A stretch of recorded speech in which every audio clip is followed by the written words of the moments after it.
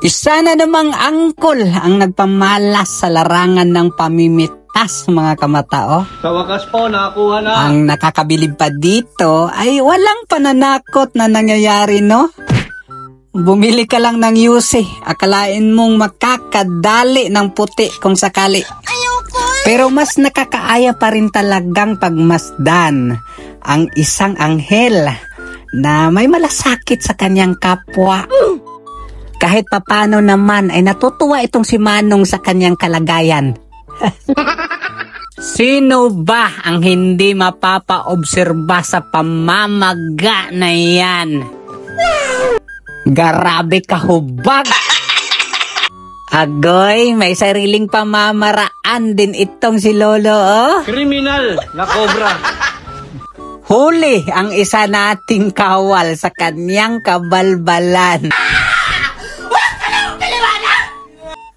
Manong, anong uri ng disiplina naman yan? Ayoko eh.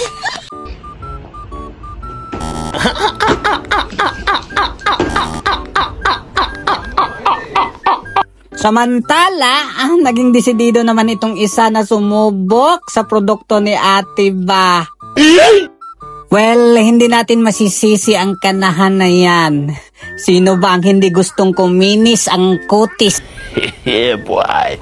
Ngayon pa lang ata ako nakakita ng napakakalmang engkwentro sa kalsada.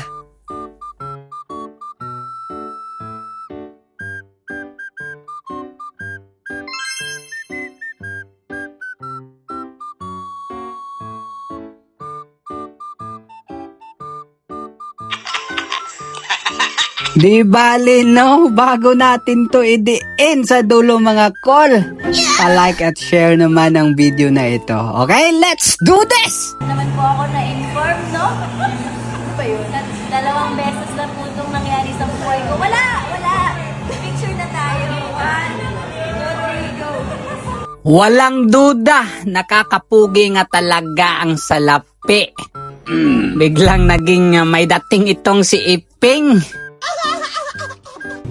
Isa na naman yatang angkol ang labis na nasiyahan sa serbisyo ba? Wow naman! Wow!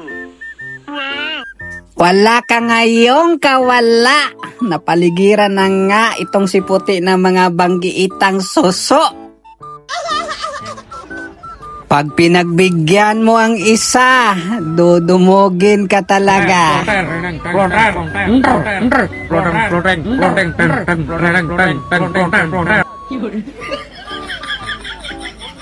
Pakiwari ko, namulat itong si Otoy na may mga bagay na mas higit pa kaysa sa kanyang mga laruan at Crayola.